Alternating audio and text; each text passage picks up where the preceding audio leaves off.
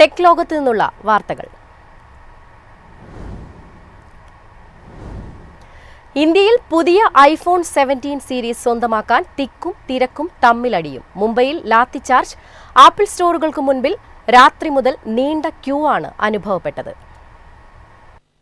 മുംബൈ ബാന്ദ്ര കുർള കോംപ്ലക്സിലാണ് കൂട്ടത്തല്ലുണ്ടായത്.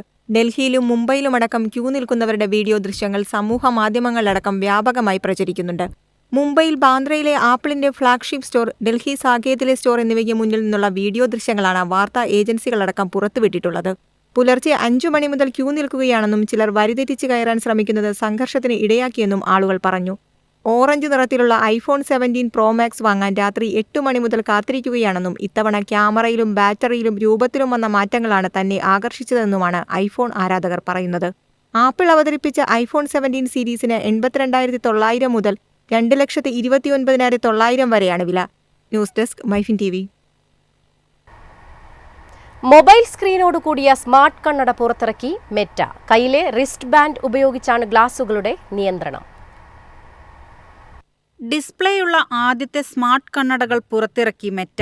കമ്പനിയുടെ വാർഷിക ഡെവലപ്പർമാരുടെ സമ്മേളനത്തിൽ മെറ്റ റേ-ബാൻ ഡിസ്പ്ലേയും പുതിയ റിസ്റ്റ് ബാൻഡ് കൺട്രോളറും CEO മാർക്ക് സക്കർബർഗ് അവതരിപ്പിച്ചു.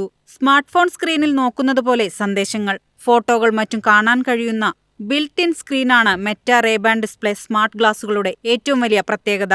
മെറ്റയുടെ ഏറ്റവും നൂതനമായ AI ഗ്ലാസുകളുമായി കണക്കാക്കപ്പെടുന്ന റേ-ബാൻ ഡിസ്പ്ലേ സൂക്ഷ്മമായ വിരൽ ചലനങ്ങൾ ഉപയോഗിച്ച് കണ്ണട നിയന്ത്രിക്കാം. ന്യൂറൽ ബാൻഡുകൾ എന്നറിയപ്പെടുന്ന സെൻസർ പാക്ക്ഡ് ബ്രേസ്ലെറ്റുകളാണ് മറ്റൊരു പ്രത്യേകത. കീബോർഡുകൾ, മൗസ്, ടച്ച് സ്ക്രീൻ, ബട്ടണുകൾ, ഡയലുകൾ എന്നിവയില്ലാതെ കണങ്കയിൽ അണിയാവുന്ന റിസ്റ്റ് ബാൻഡിക്കൽ നിന്ന് റേ-ബാൻ ഡിസ്പ്ലേ നിയന്ത്രിക്കാനാകുന്ന രീതിയിലാണ് ഇത് പുറത്തിറക്കിയിരിക്കുന്നതെന്ന് സക്കർബർഗ് പറഞ്ഞു.